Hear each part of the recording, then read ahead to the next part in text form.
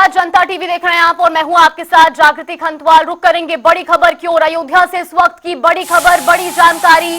रामलला प्राण प्रतिष्ठा की पहली वर्षगांठ। अयोध्या से ये बड़ी खबर आपको बता रहे हैं, इस वक्त की ये बड़ी जानकारी। कार्यक्रम की कल से होगी शुरुआत। 3 दिवसीय कार्यक्रम का आयोजन किया जा रहा है। जोर शोर से चल रही है समारोह की तैयारियां। तो आपको बता दें कि इस साल 11 जनवरी को रामलला का अभिषेक होगा। सीएम योगी आदित्यनाथ भी इस अभिषेक कार्यक्रम में शामिल होंगे। देश के बड़े साधु संत इस कार्यक्रम के लिए अयोध्या पहुंच रहे हैं। और अब इसी खबर पर ज्यादा जानकारी के साथ अयोध्या से हमारे सहयोगी बीएस लाठी हमारे साथ लाइव जुड़ गए हैं। बीएस, 1 साल पूरा हो चुका है रामलला की प्राण प्रतिष्ठा को संपन्न हुए और अब वर्षगांठ का आयोजन किया जा रहा है। किस तरह की तैयारियां चल रही हैं अयोध्या में? देखिए, मेरे साथ श्रद्धाल पुजारी जी है, कपिलदास जी है, मैं जानूंगा और अभी क्या क्या कार्यक्रम है ये बताएं। श्रद्धालुओं के बैठे हुए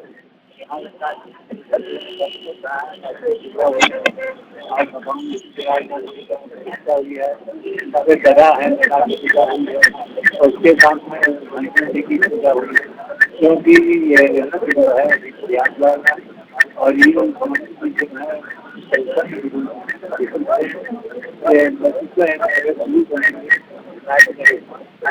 लेकिन गणेश जो है और ट्रेन के अंदर चलना के विरोधी जितने हैं चलेगा। और जो जगह है पूजा हुई है महाराज जी, 3 दिवसीय प्रतिष्ठा करके आगाज हो रहा है, कितनी तैयारियां है, क्या क्या कार्यक्रम है? तैयारी होती है। काल प्रथम दिन मुख्यमंत्री जी रहेंगे, मुख्यमंत्री जी द्वारा पूजा की जाएगी और किया जाएगा और उसके बाद में कार्यक्रम दूसरे कार्यक्रम 3 दिन तक सांस्कृतिक कार्यक्रम करेंगे और इसी कार्यक्रम पूरा चलेगा। और चारों अयोध्या को इस तरह से सजाया गया है के आसपास में को देख करके लोग प्रसन्न हों और उनकी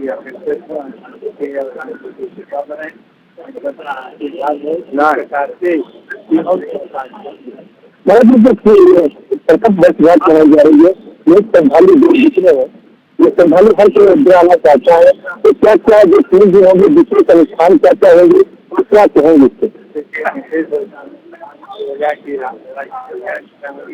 इसके बाद में सांस्कृतिक कार्यक्रम होगा।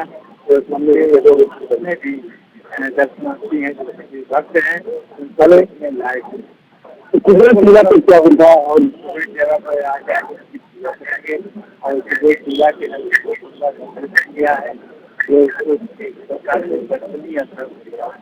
मुझे जाकर करना चाहिए और राम भक्त आज आपको सुन रहे हैं और देख रहे हैं, ऐसे में प्राण प्रतिष्ठा की पहली बात पर जो दर्शक है, जो राम भक्त है, उनको क्या कहेंगे अपनी कामनाएं देता हूँ सारे कार्य जो इच्छा से योग मेरे प्रसाद जो इच्छा कर तो उनका भगवान में और उनके सारे कार्य सफल हो जाएंगे। इसलिए मैं देता हूँ रामलला जी प्रार्थना करता हूँ तो जिस प्रकार से आवे तो सारे इच्छा पूर्ति कर्तन भी ये साथ आएंगे और ये शुभारम्भ करेंगे। जो आखिरी दिन होगा वो समापन किसके द्वारा होगा और किस तरह से ये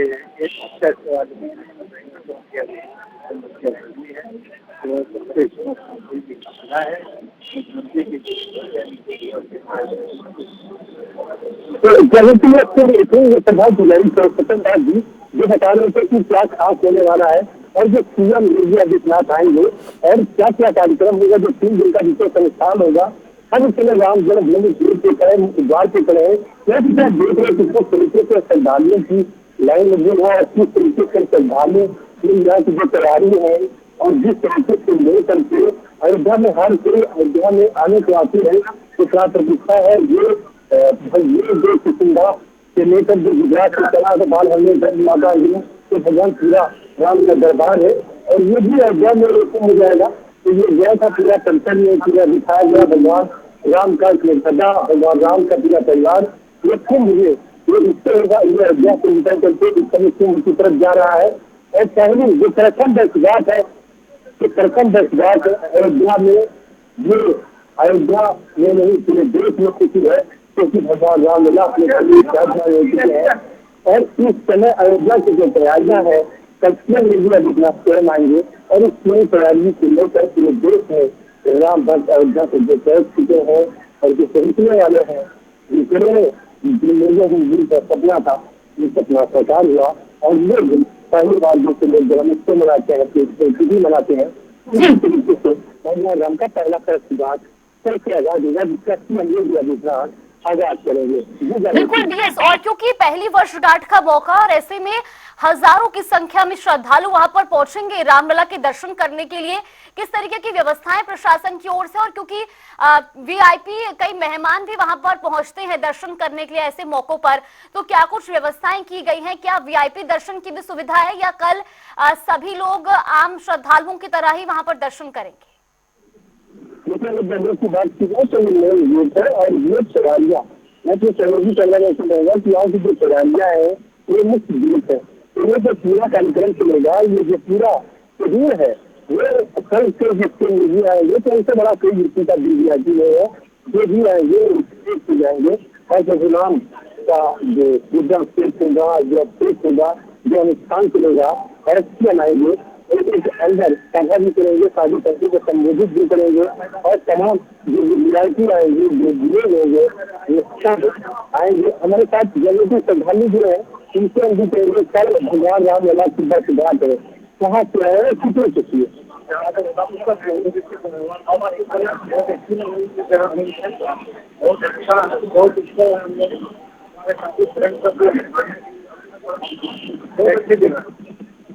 अयोध्या में कल से भगवान राम का मंदिर बन गया, 10 घाट है, क्या करेंगे?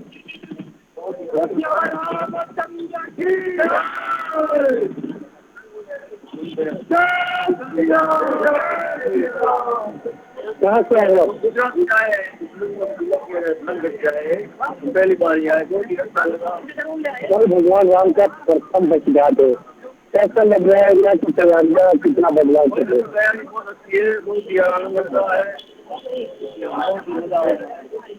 जब की आप देख रहे थे किसी तरह से श्रद्धालु है, मुझे जो उत्साह है और ये तय कर रहे हैं कि सारे वीआईपी दर्शन या कुछ भी है लोग आस्था खिलाते हैं और राम के दरबार में आज ही आगे अपने जीवन को सफल बनाते हैं।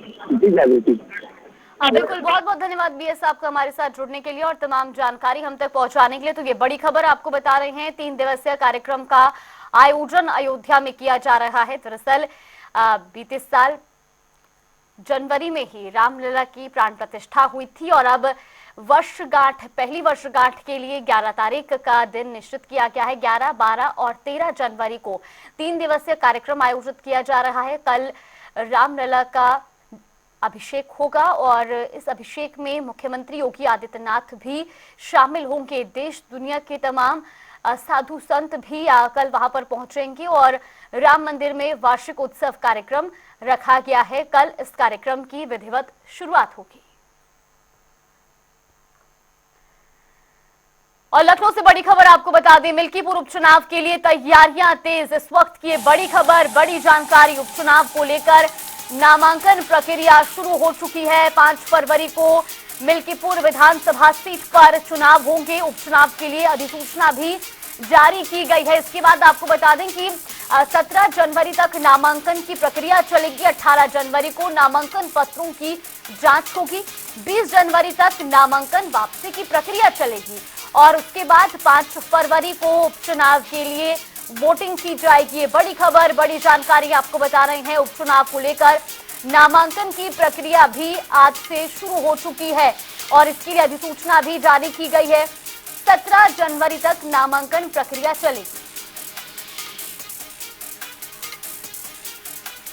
तो आपको बता दें कि 20 जनवरी को नामांकन प्रक्रिया वापस लेने की तिथि तय की गई है और उसके बाद 5 फरवरी को वोटिंग होनी है, लेकिन अब मिल्कीपुर उपचुनाव को लेकर के प्रशासन भी पूरी तरीके से तैयार है और 5 फरवरी को मतदान होना है।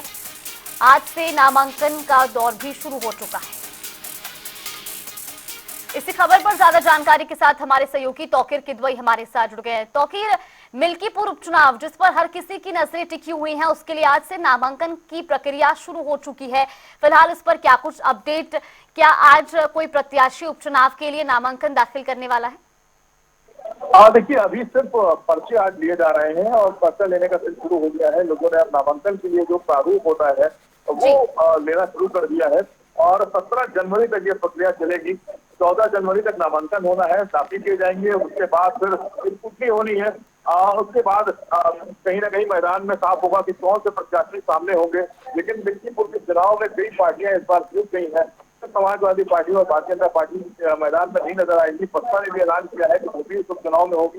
इसके अलावा चंद्रशेखर आजाद जो हाल ही में सांसद हुए हैं पहली बार, उन्होंने भी ऐलान किया है कि वो भी अपने प्रत्याशी को मैदान में उतारेंगे। तो जाहिर तौर पर मिल्कीपुर का चुनाव है वो काफी हॉटस्पॉट होने वाली है। वहाँ पर कई प्रत्याशियों की प्रतिष्ठा दांव पर है। इसके अलावा जो सांसद है अवधेश प्रसाद, उनके बेटे का ही टिकट कंफर्म माना जा रहा है।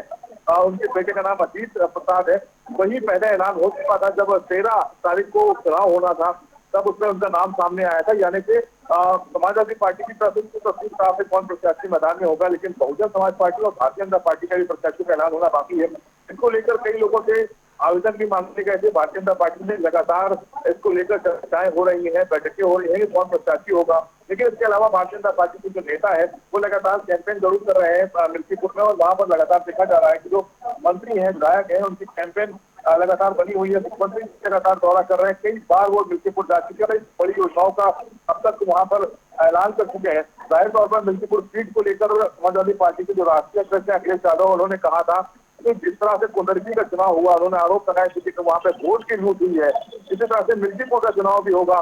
तो अभी फिलहाल ये भी कहा जा रहा है कि जल्द ही चुनाव आयोग को समाजवादी पार्टी का डेलीगेशन मिलने वाला है और वहां पर जो निष्पक्ष चुनाव के लिए एक लेटर भी समाजवादी पार्टी की तरफ से लिखा जाएगा। बिल्कुल तौकीर, और क्योंकि मिल्कीपुर उपचुनाव में कहीं ना कहीं समाजवादी पार्टी की साख भी दांव पर लगी हुई है, क्योंकि फैजाबाद लोकसभा से जो सांसद हैं उनके बेटे मिल्कीपुर उपचुनाव में समाजवादी पार्टी के प्रत्याशी हो सकते हैं। लगभग उनका नाम तय है और ऐसे में एक बड़ी जिम्मेदारी भी है उनके कंधों पर इस उपचुनाव को जिताने की।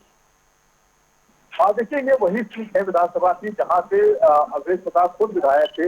उनके सांसद होने के बाद ये सीट खाली हुई है। तो जाहिर तौर पर सीट को बचाने का जो सबसे बड़ी चुनौती समाजवादी पार्टी के पास ही होगी, क्योंकि एक लंबे समय से समाजवादी पार्टी यहाँ पर जीत दर्ज करती आई है। और इसके अलावा जो अवधेश प्रसाद है वो बड़े नेता है और अब जब उन्होंने चुनाव में लोकसभा चुनाव में जीत दर्ज की थी, उसके बाद जो पहला सत्र हुआ था लोकसभा का, उसमें देखा गया था कि अवधेश प्रसाद को राहुल गांधी और अखिलेश यादव के बीच में जगह मिली थी। यानी कि वो एक मैसेज था कि अयोध्या जो सबसे ज्यादा चर्चा में था राम मंदिर बनने के बाद, उसके बाद वहां पर चुनाव होते हैं और लोकसभा सीट पर समाजवादी पार्टी जीत दर्ज करती है। बड़ा मैसेज एक गया था और उसको बड़े स्तर पर दर्शाने की भी कोशिश की गई थी बड़े नेताओं की तरफ से। अब देखना ये होगा कि मिल्कीपुर को लेकर एक तो सेंधमारी की जो जिम्मेदारी है वो भारतीय जनता पार्टी के पास है, क्योंकि लोकसभा में जिस तरह से भारतीय जनता पार्टी की सीटें काफी घट गई, इसको लेकर भी एक मैसेज देने की जरूरत है और कहीं ना कहीं भरपाई करनी है वो भी इस सीट से होगी। भले इस सीट पर चुनाव हो, लेकिन ये मैसेज बहुत बड़ा है। बिल्कुल, बहुत बहुत धन्यवाद तौकीर आपका हमारे साथ जुड़ने के लिए और तमाम जानकारी हम तक पहुंचाने के लिए। तो उपचुनाव को लेकर नामांकन की प्रक्रिया शुरू हो चुकी है और इसके बाद 17 जनवरी तक नामांकन दाखिल करने की प्रक्रिया जारी रहेगी। 18 जनवरी तक नामांकन पत्रों की जांच होगी और उसके बाद 20 जनवरी तक प्रत्याशी अपने नाम वापस ले सकते हैं और 5 फरवरी को मतदान होना है। और चलिए खबरों में आगे बढ़ते हैं। डिप्टी सीएम केशव प्रसाद मौर्य ने सोशल मीडिया प्लेटफॉर्म एक्स पर पोस्ट कर दिल्ली के पूर्व मुख्यमंत्री और आप सुप्रीमो अरविंद केजरीवाल को घेरा है और साथ ही उन्होंने क्या कुछ लिखा है वो भी आपको दिखाते हैं।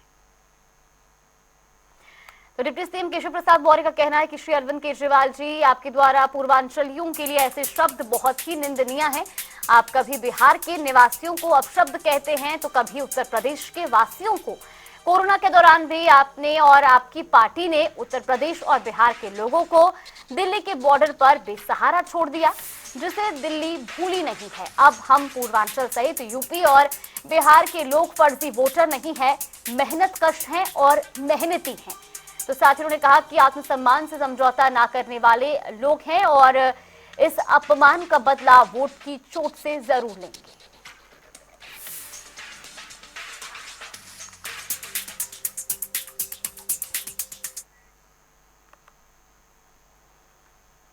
और हापुड़ से बड़ी खबर आपको बता दें, घने कोहरे का कहर हापुड़ में जारी है। कोहरे की वजह से कई दर्जन वाहन आपस में भिड़े हैं और हादसे में एक महिला समेत 2 लोग भी घायल हो चुके हैं। पुलिस ने जाम खुलवाकर यातायात सुचारू करवाया। दरअसल बाबूगढ़ थाना क्षेत्र की काली नदी पुल के पास की पूरी घटना है, जहां पर कई वाहन आपस में भिड़ गए। घटनास्थल की तस्वीरें भी आपको दिखा रहे हैं। घने कोहरे की वजह से यह हादसा हुआ है, जहां विजिबिलिटी कम होने के चलते कई वाहन आपस में टकरा गए और इस बीच कुछ लोगों के घायल होने की जानकारी भी सामने आ रही है। फिलहाल हादसे में एक महिला और 2 लोग घायल हैं। आपको ये भी बता दें कि पुलिस ने मौके पर पहुंच करके हालांकि वहां पर जो जाम की स्थिति उत्पन्न हुई थी उसको खुलवाकर वहां पर यातायात बहाल किया है, लेकिन बाबूगढ़ थाना क्षेत्र इलाके के पास की पूरी घटना है, जहां पर घने कोहरे के चलते सड़क हादसा हुआ है। हापुड़ से हमारे सहयोगी अमन त्यागी हमारे साथ फोन लाइन पर जुड़ गए। अमन, जिस तरीके से हम तस्वीरें भी देख पा रहे हैं, घने कोहरे के चलते ये हादसा हुआ है, क्या प्रशासन की ओर से रिफ्लेक्टर लाइट्स या तमाम जो व्यवस्थाएं हैं घने कोहरे में जो वाहन चालकों को मदद करती हैं, ऐसी कोई व्यवस्था इस रूट पे नहीं की गई थी? बिल्कुल जागृति, देखिए आपको बता दूं कि मामला बाबूगढ़ थाना क्षेत्र के एक नेशनल 9 का है, जहां पर घने कोहरे के चलते हुए करीब आधा दर्जन गाड़ियां आपस में टकरा गई। देखिए गनीमत रही कि कहीं कोई जो है जनहानि नहीं हुई, जिसके चलते जो है यातायात पुलिस ने उन वाहनों को साइड कर जो है यातायात को दोबारा सुचारू रूप से चालू कर दिया। देखिए बात करें यदि प्रशासन की, तो प्रशासन ने अपनी तरफ से इंतजाम भी किए हुए हैं, लेकिन इस मौसम में घने कोहरे के चलते हुए जो आपस में वाहन नहीं चमकता है, जबकि देखिए लाइट का, जबकि यातायात पुलिस ने जगह जगह बोर्ड भी लगा रखे हैं कि घने कोहरे में चलने के बाद इस पर जो है ये सावधानी बरती जाए। तो कहीं ना कहीं देखिए ये यातायात पुलिस की इसमें कोई इस तरह की जो है लापरवाही नहीं है।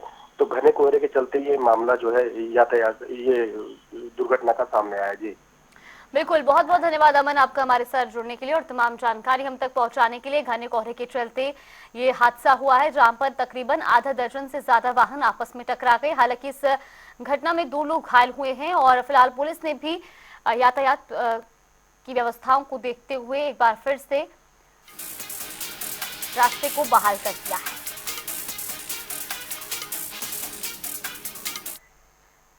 तो वहीं प्रयागराज में होने वाले दुनिया के सबसे भव्य महाकुंभ को लेकर जोरों से तैयारियां की जा रही हैं। इसी कड़ी में श्री महंत देवगिरी महाराज रबड़ी वाले बाबा के नाम से बेहद प्रचलित हो रहे हैं। उन्होंने बताया कि हजारों लोग रोजाना इस रबड़ी का सेवन करते हैं। कपिल मुनि को भोग लगने के बाद ही लोगों में रबड़ी बांटी जाती है। मेरा नाम श्री महंत देवगिरी है। मैं श्री पंचायती अखाड़ा महानिर्वाणी में अभी वर्तमान काल में।